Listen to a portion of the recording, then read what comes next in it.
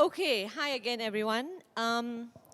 So, for this round, we're looking at the Heritage Heboh Street Festival and different questions. And I will pick people, so maybe we won't have time for everyone to answer every questions, but we will try and cover as much as possible. So, we're going to start with Yok Pin. The first question, how did you first get involved with the arts education in Penang, even if it is before Heritage Hebo? I'm actually was looped in as an intern and YTL Arts Festival with Shafeng. And then like get only 500 for 4 months for the internship, I can remember. And then Janet said, do you want to stay on and work in Penang in some sort of... 500 per month or? For 4 months. And I'm like, yeah, maybe something related to arts and culture and education. So I'm like, okay, give me a week to think about it. And she called a few times and whatever, and I was in the hometown. So like, I think, actually I don't know what is it, but just go lah and try. And then, yeah, I think it's just, I mean, because I don't know what is it, but it sounded exciting. And then, yeah, look into it, which that time is called Arts-ED. So it's actually from an arts festival, loop in that time because Janet was one of the curator team. So loop in and then until now. So why have you stayed until now? That's a long time. 17 years No, from no, 2000. no. 13 years. Oh, 13 years, okay. I think there are still things to learn and explore every time. Even though it looks like it's still arts and culture and education, actually it's a very big thing. Like to even start thinking how to put education and arts and culture and community in a project itself is already like, there's a lot of things to actually put in, a lot of components. So yeah, I think the continuous excitement keep me there. And yeah, I think that's what keep me going there until now. And how do you feel now that actually you are in charge of the whole thing here in Penang? Janet has gone on holiday to KL. So how has that transition been for you personally? For the first 2 years when Janet like not in Penang, I like, oh shit, what to do, how to do. But after maybe entering the third year, I say, hey, actually can. I think I start to put a little bit more of my own thinking with more of others, artists or facilitator, to kind of shape things based on what we explored with Janet before. Or I wouldn't say just with Janet. Actually, it's a very teamwork. Whenever the projects that we have, it's like a team of people, and yeah, I think without Janet, it's just less people scolding. And I wouldn't say how to say we are still taking that kind of like persistent to things, treating things in very detail. Always have plan B and plan C and plan D, and always have to ask the why. If you cannot give the reason, then you have to don't know how to meeting, don't know how long is it. So I think that kind of culture keep on going, and I think, yeah, I think now it's not that a big problem. I would say, not. I don't think Janet's left us lah. She's still coming back to Penang quite often now. Would you would you prefer that she left it completely to you and to the next generation in Penang and just really went and lived in Hawaii for the rest of her life?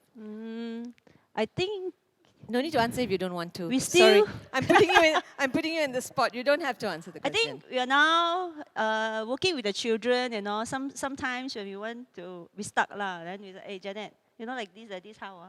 Then she like, oh, okay. But don't ask me all these things already. It's like very long time already. I think now we kind of involved in with her for other kind of things, which more involved with adults community.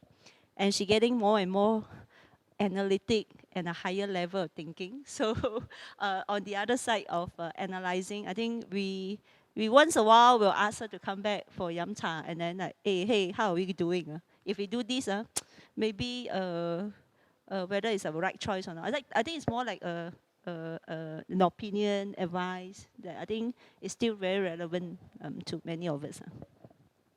Okay. Faiza, you have been a participant. Yes. It's always exciting. It's always, for me personally, it's always more exciting to hear from the participants. So can you tell us how you got involved in Heritage Heboh and how many programs and Okay. why and how you stayed? Yeah. Okay. I was involved in Gerak-Gerak Borak-Borak back in 2006. I was 16 years back then. Now I'm 27. Still not married, don't worry. So what happened was Janet and her team came to my school, St. George's Girls' School, to audition a few kids, a few teenagers. So I was like, what is it all about? You know, like, oh, come, let's just go and check it out.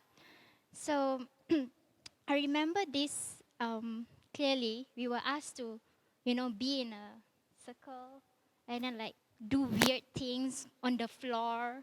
I was like, what in the world are we doing? And like, oh, move this, move that, like, oh, what is this, And I actually passed the test, the audition. And I was like, what is it all about? So, my friend and I got into this program. So we're like, oh, never mind, let's just check it out. So we went to Actor Studio. That's where we do our rehearsal and training. So I remember like, oh, I thought like it's going to be a contemporary dance, very glamorous thing, you know. But then like, why are they asking us to go out in the street so hot, made us walk and sweaty, to go and observe these old uncles and stuff doing their trades, and we're like, we cannot connect back then. Like, how is this going to be like a dance routine? We couldn't see the whole picture. At first, they taught us basics, how to move your body and stuff. That's why we had Healing, Catherine, and Tong Sian to help us to understand about our movement and stuff.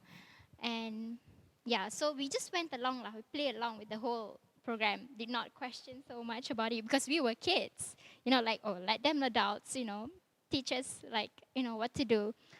And along the program, I found out that, oh, so this, I got to know about inner city of Georgetown more than my friends. I actually boasted this to my friends, like, hey, did you guys know that this happened, like, because we didn't have all this in textbook, in the history book, we don't. So at one point, I was just, I made friends with some of them, and it was fun for me to just come back and, after school, spend time, not doing anything. So it was more of like escapism for me, like after school. Didn't want to think about, schoolwork and stuff. I was 16. There's no SPM back then. 16 years old. So after PMR, so it's like, okay, let's just take this chance to do this honeymoon period. So that's how I got involved in this program. Yeah. Oh, project. Sorry, just Gerak Borak Borak. Yeah, but there was more after that, young tour guide program. And then I was involved with cultural mapping as well. Yeah, this part of my internship after SPM with Janet. Yeah. And what are you doing now? I'm a marketing manager. All right. Okay, Li Feng. How did you get involved? How did I get involved? It's a totally different world. I just finished my MA in USM. And then on my way to KL to look for a job, I received a phone call. Someone called Janet, called me and said, hey, you want to work in Penang? And then she explained. So then I said, oh, okay. So I patah balik lah, go there jolly few days, and then lazy to look for work since got job offer. So that's the first time I came to Georgetown, even though I studied in USM. My life is just by in the past, Queens Bay. I really never come to Georgetown, and that's very foreign to me. Then it's a culture shock. Everything is a culture shock. Before that, I was working as graphic designer in KL, so it's like posh office. But Arts-ED office is no aircon, not glamorous. Have to talk to community. Everything is so foreign. And then I say, I'm designer, I can design. But the first assignment that she gave me, design Arts-ED name card. I suffered for what? How long? I don't know. Arts-ED brochure took months, and then I nearly broke down because aesthetic, everything is like not designer at all. Not designer font, not designer treatment. But I think from there, it has been a great learning curve. And to deal with children, during my time, I joined Arts-ED in 2008. 2008, it's when we first got the World Heritage status. So during my time in Arts-ED, I often heard about the golden days where you have so much fun doing heritage heboh. During my time, don't have. We just heritage, heritage, heritage, heritage, and heritage, and heritage. So I only got to conduct two children workshop. And then, even then, Janet said, we have to talk about heritage values. So you memorize like these 10 heritage values and make sure you transmit to the children this 10, tick, tick, tick, tick, tick list. It's a great learning curve that now thinking, I just have to say it's really learning curve. The time in Arts-ED was not easy. That's why I left. It was not easy, but it was great learning curve, really. It opened up a lot of opportunities for me. I learned a lot of tools. The reason I left, because as I told everybody, I cannot deal with children. I don't know how to deal with them. So as I was running this You Think You Can Masak program, a bunch of really not interested kids sitting or standing in front of me, I don't know how to motivate them. Food, everyone's supposed to be excited, but they just look so bored. So I don't know. I don't have that energy. I don't have that excitement to work with them. So, but the whole process that I learned from Arts-ED, the working with communities, programming, and as I said, the value thing, it helped me in my next phase of my work in the cultural field. Yep. And the next phase was just... I left and then tumpang at the office for about 1 year, do freelance job, and then started my office, provide heritage service. With values to tick, tick, tick, tick, tick. Yes. So it's like for profit making, but with value. And then so that's a lot of soul searching as well. Sometimes when I talk to Yopin, and then she will say, "You're just servicing clients. So what more?" Actually, I think initial stage of setting up my own practice is really profit making to survive. After a few years, I started to think, what is more? What is more that I can give back to the society or give back to at least the user? So, and then that's when the tools that I learned from Arts-ED, I think it kind of came back. I think, especially during this session, when Janet asked me to think back, I was still thinking, what to talk about? You think you can masak. But when I reflect back, it's a good program. The programming is good that I think in some way I am using it now. Yep. Okay, great. I'm going to switch not keep to the list of questions that we have prepared. And I'm going to, because it's come up, through the afternoon, but we have not gone into it. This question of collaboration. So you have a number of facilitators working on a particular project, and then you have co-facilitators, you even have project managers, or so it's an eternal question, like, what is collaboration? So maybe, Catherine, if you would like to make any comments, random comments on this whole process of having a number of facilitators on a project and having to collaborate on a particular vision with nilai-nilai to tick.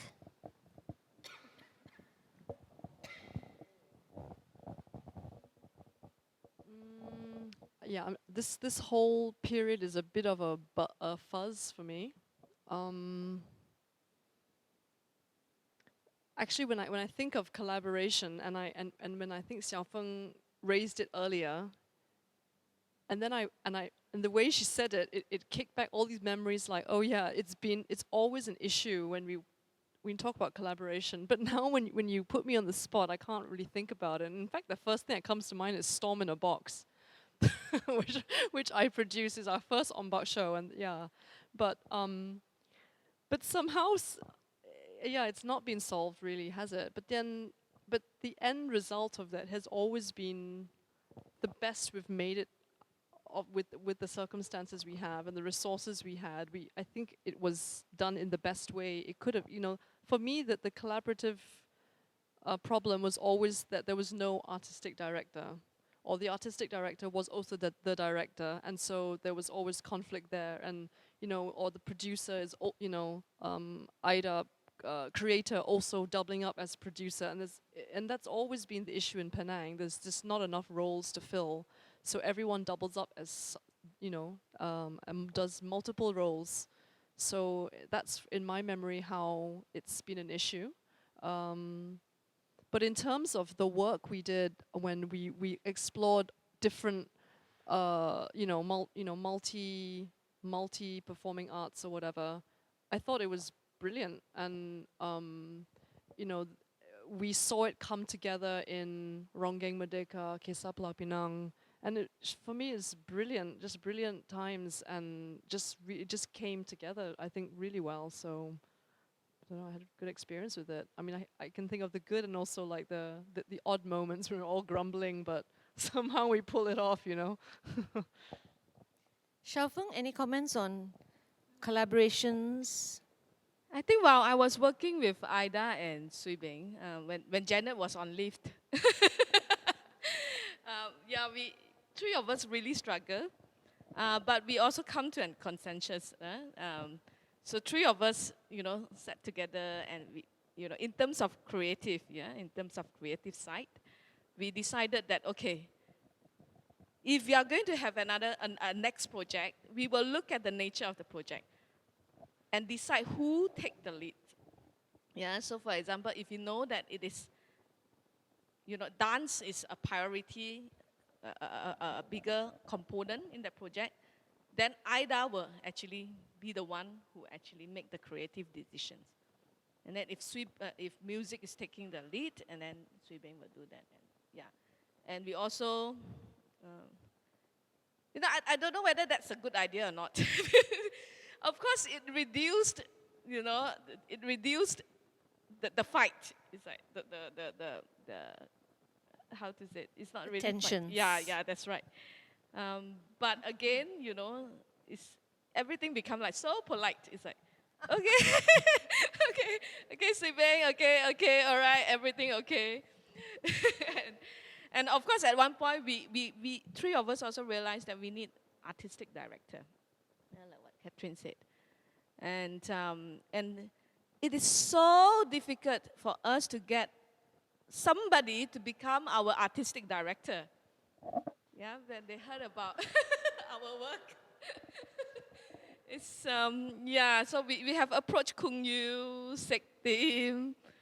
Most of them, after one time working, it's like, okay, bye-bye for now. Hai Chong, yeah, that's right.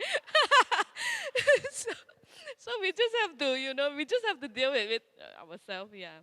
But it's actually quite a, I learn a lot, even though sometimes we argue, yeah, but as an artist, I do enjoy the process very much because it really make me learn, yeah, make me understand what is dance, what is music, and then coming from the perspective of different artists. Yeah, so yeah, that's Yokpin, comments on collaborations. Maybe my comment is not just on the arts making process. It's actually because I'm more on the production side, producing. With the lack of resources, like you can't hire people, got no money, tak cukup money to even buy certain things and all. So your resources will mainly come from community. Can you give us a space free? Or can you do things in like this? So I think on that side, a lot of negotiation and also same like what Xiaofeng said just now, a lot of people come forward when they actually understand the intentions of our program. But I think I always in the middle when, how to say, like, oh, so-called directors, fight, then Janet say, hey, can you go and tell this team, change this script, it doesn't work. So I'm like, oh, me, okay. Then they say cannot, I think sometimes, although I'm in the production side, but because it's so involved in the process, you understand where, so you involved in the research, as well as also in the negotiation time, you actually chip in your own thing and say, hey, actually, sometimes I add into what Janet said. So, hey, things get done. They're like, oh, let's talk together and discuss. So I think I kind of create a bit more platform for discussion sometimes, even though like Mara, and you can bring in, even production sometimes is a solution. This cannot, the limitation of it and all. But I think looking back now, I think the collaboration is not just artists, facilitator, it's also children, how their voices also being taken care in the arts making process. As well as now I'm looking back is a lot of the projects that we do, I'm seeing that how the working with community, not just for community, how their voices, other than sharing their story, are they actually even involved in the arts making process or even involved in putting together the festivals and all that. So their involvement probably like lending you the chairs in that action manner, but the collaboration could be more. Could be more. I'm looking at now, yeah, the understand, in the process. So it's definitely not very, very good feeling when you're at the production, but looking back, it's a really good learning, which now like it's like very easy now. I collaborate, okay, who, how? So it's like learning to deal with people a lot, and it's my interest because I'm a communication student. I always interested to get the right message to the right people, and also get things actually sit down and discuss and dialogue. Yeah, I think that's a very interesting point that you raised about how, arts in the community. So what is the extent or level of the involvement of the community? Okay, we borrow chairs, that's one level. We perform for the community, that's one level. We are performing the stories of the community, but then how does that expand and maybe get deeper, which is, maybe something that we all need to think about, not at this moment, but yeah. And the other thing about, I think these very clear roles of here's the producer, here's the stage manager, here's the creators. I think, the arts in Malaysia, everybody is playing multiple roles. And interestingly, now in the world of the arts is something called the creative producer, which is the rise of the creative producer, which is not the kind of producer anymore who's the director says, I want 20 televisions, and the producer says, yeah, definitely, I will get you 20 televisions. The producer says, well, maybe we don't need, and there's a dialogue between producers and the rest of the team, so that producers now are calling themselves creative producers, because they are actually really collaborating with, so the divide between here's the production team and here's the creative team, And I remember in Swarimba, we decided, we were quite young and foolish, but we decided at that time that, no, we're not going to put director who, choreographer who, and all. We just put creative team, and we listed everybody's name. And now when I look at it, I'm very upset, because I want my name as the choreographer. Because I really no, take out my name and put, so, But Faiza, as a participant having multiple facilitators coming in to teach, okay, so it's one person for drama and another person for the choreography and another person for the music, how does that work from the participant's point of view? I think we get to learn different things from different facilitators. I remember like Kat, she was teaching us how to, be like more flexible. I remember like we have to, we have to do a lot of exercises and we have to move weirdly using our elbow, make it look like a lorry or something like that. So that was like Cat. Elbow as a lorry. Yeah, Good like one. we have to do this weird. No, I did not. I remember this. So that was Cat, and Tongse was more of like this very like crazy artist. So he always have something like a very diva-ish. So that's Tongse. So and healing is very, I would say very. I remember her like a Chinese, I don't know, warrior or something like that. Like her style is very like theatrical Chinese thing. So I remember, so like each instructor facilitators have different values to add on to our learnings. Yeah. Li Feng, anything to add to that whole idea of collaboration? I think from another aspect, in Arts-ED is I see people come and go, collaborate very easily. So when I run my own practice, I also adopt the same. We collaborate. But what I can observe is how come people when collaborate in Arts-ED context, they can put in their heart and soul. They are willing to go like further. But when we were working on the project that I lead on myself, it's okay, professional, do work done, okay, bye. So I was still thinking, what is so special about collaboration in Arts-ED?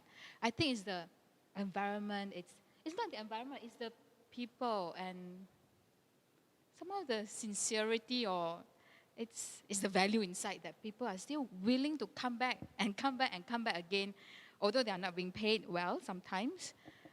So when I'm working on my own project, I make sure people pay well, but it's different. It's different. So that's like something very special about Arts-ED. Okay.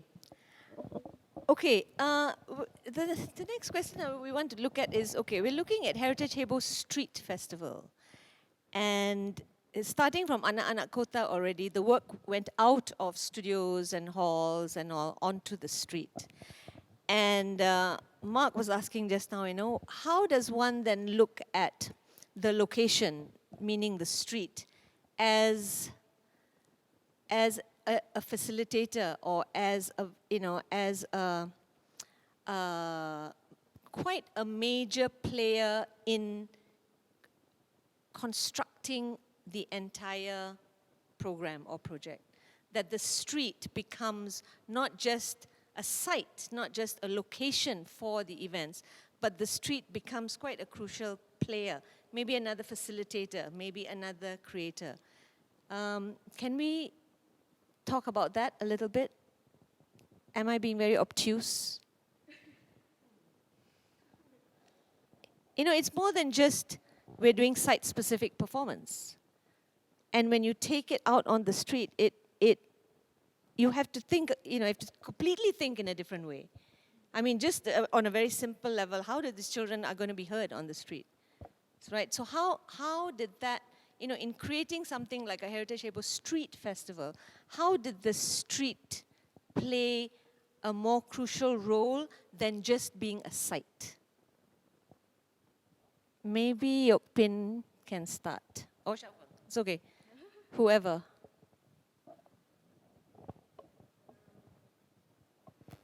Okay, Georgetown is actually a very, very special place.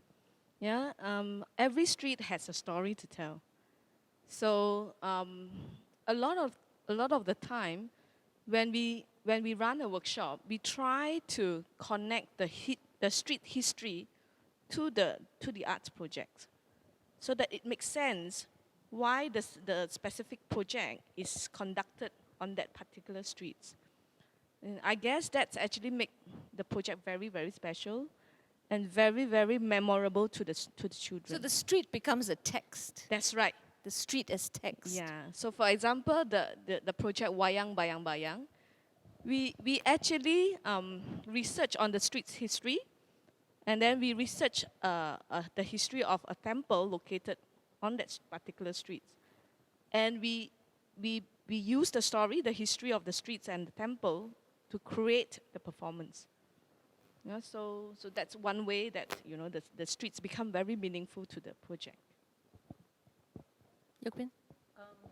Because I'm doing the archive for the past 17 years, looking back, to even brainstorm to get the name of Heritage Heboh, I'm looking back, actually we constantly use this name for the past, since 2000,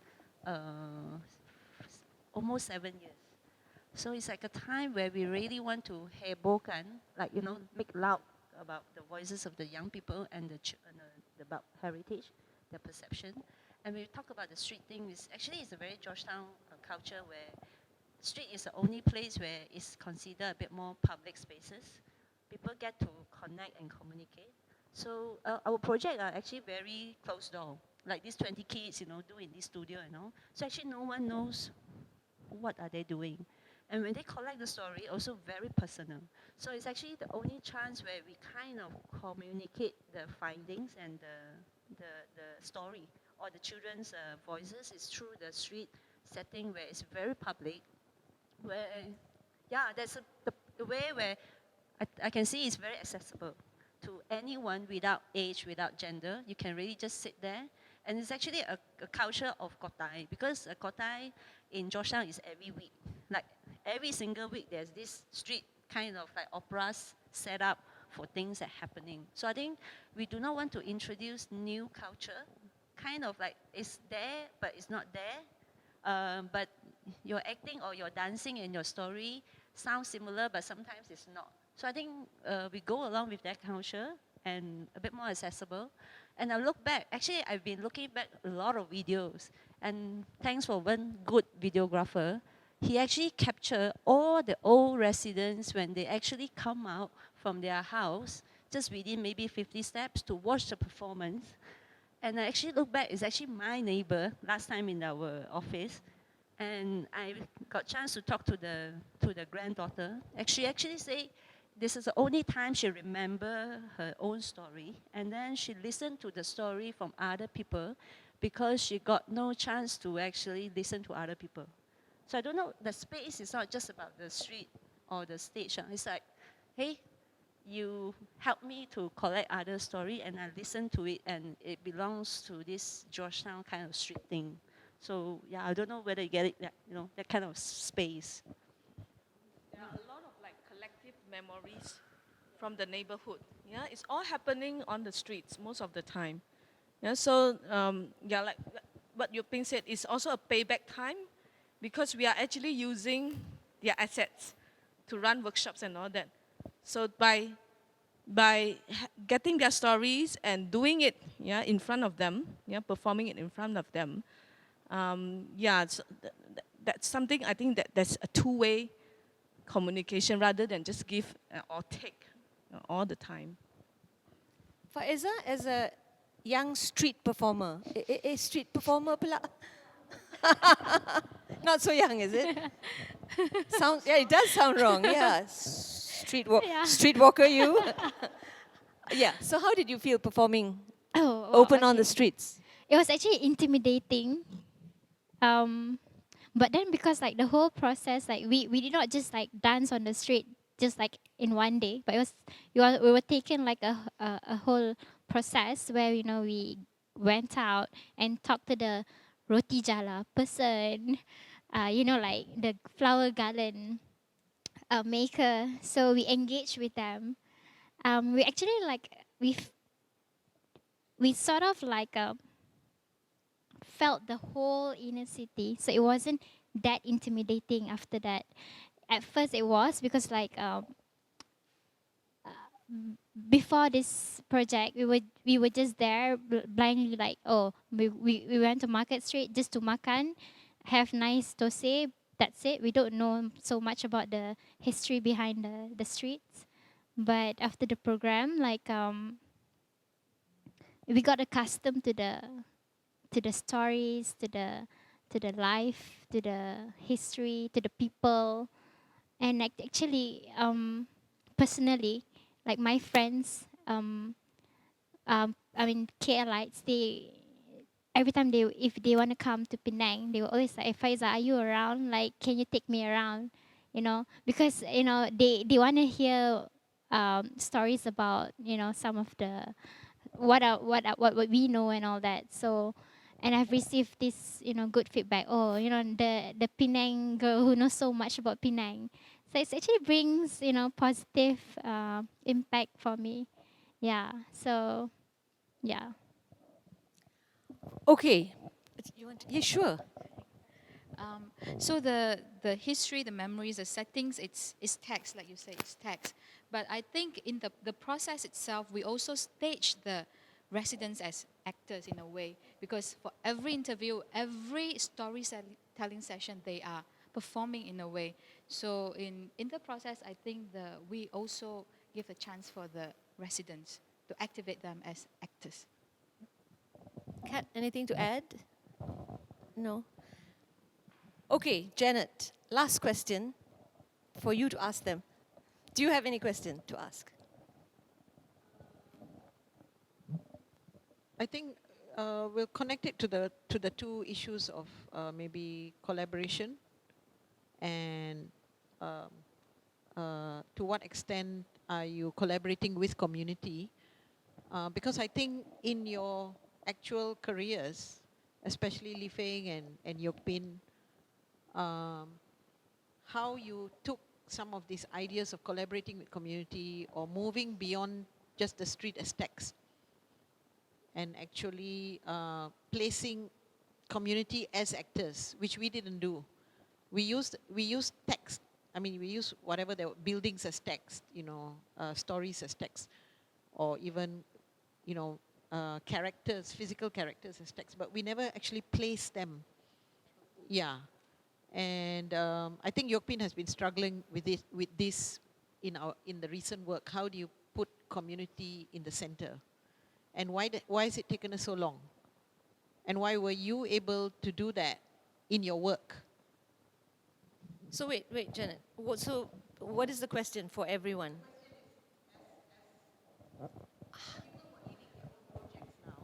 As people from Anak Anak Kota or from Heritage Heboh who are now leading your own projects, how have you taken some of these ideas into your own work? All right.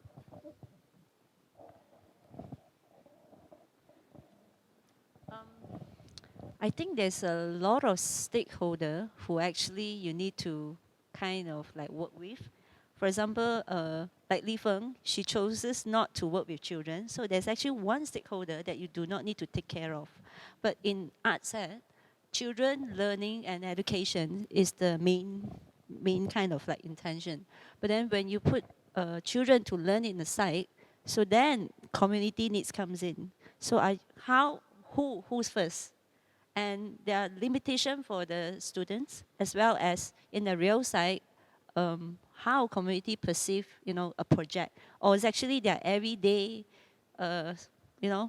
money and cent. So yeah, these two I think we are looking at, are we just shock sendiri doing arts project but not relating to what daily things that they think they are concerned with. So I think taking so long, I think, is to also a point of collaboration. You have to think of who are the people that you're working with. Do you have artists that actually have this time to understand community as well as this knowledge of working with children and put this thing together as a kind of experiment? Or you actually have artists that work with you or facilitator that only very interested in children, but so I think there's a lot of things to juggle and take care of, which I think we cannot advance or move forward a little bit or be there to experiment more. This is something that I think we're still like, no, yes. or even the barrister is the artist, not even I myself not daring to even say, yes, we are part of the community. Like, you know, like we want to challenge even the children or even the community. Don't see ourselves as too much of like producing a project. I know, I'm still thinking now. Yeah. One last comment from anyone on that same question?